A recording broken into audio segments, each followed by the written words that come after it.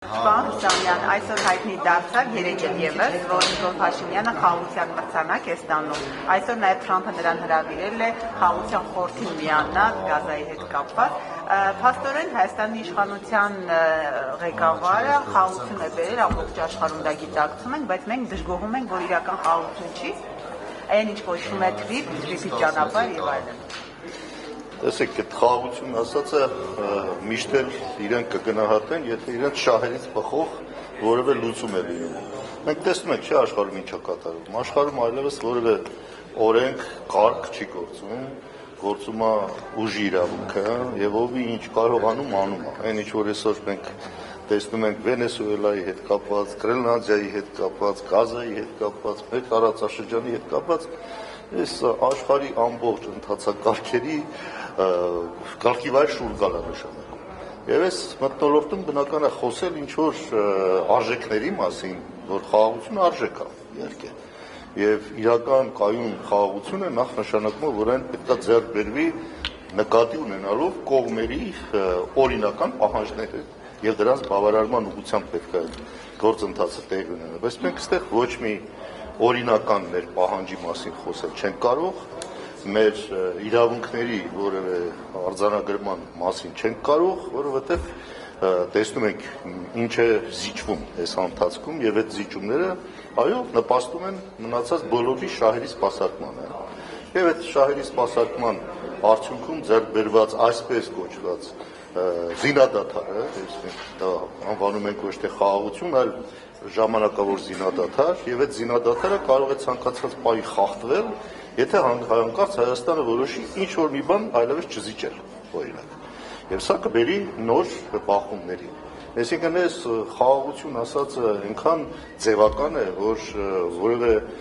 լուրջ անգամ գնահատման արժանի չի։ Իհարկե իրան մեդալներ կտան, պարգևատրեն, որովհետև ինչ ուզում են մարտանում է։ Ինչ ուզում են մարտանում են, չպետք է չսիրաշահել, այսպես ասած։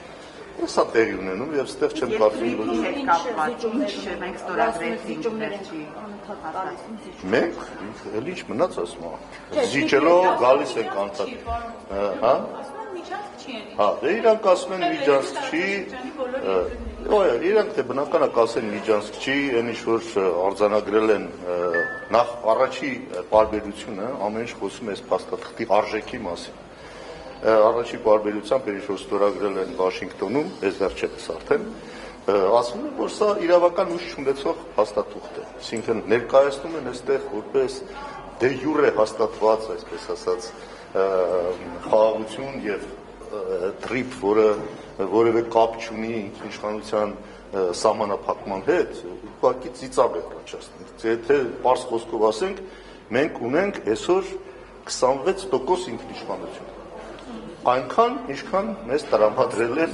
որ մենք այդտեղից կարող ենք մասնաբաժին ունենալ, շահաբաժին ունենալ։ Ինչ է, 26%-ով։ Դա ամբողջ քո տարածքով անցնում է ճանապարհ։ Ոչ մի վետո իրավունք էլ չունենք, դե այդ ասածները եւ գրածների տարբերությունը մենք արդեն պետք է սովորենք տեսնել եւ իրականում թե ինչ ուղղությամբ էս ամեն ինչը գնում, նույնպես պիտի կարողանանք տեսնել։ Այսինքն ակնհայտ է քո տարածքով ճանապարհ ես տալիս։ Մեր տարածքն է, չէ՞, բայց այդ տարածքի տնօրինությունը միայն դու 26%-ով ունես։ Այսինքն 74%-ը տալիս ես իրանց 49 տարով, հետո եւս 50 տարի դրան գումարվելու է, եւ եթե այնտեղ մեկը կասկածում է, որ ամերիկյան ամբողջական վերահսկողությունը եւ ամերիկյան ամբողջական դիարժեք այս գործընթացը իրականացնելը ինչ որ սահմանափակում է ունենալու նաեւ տեսեք ամերիկան ինչպես է վարվում մյուսների հետ այսինքն Հայաստանը ինչպես կարող է այնտեղ ինչ որ վետոյի մասին ծպտալ իշխանությունների ասելով մենք էլի իշխանությունների ասելով մենք ունենք արդեն մեր երազած Հայաստանը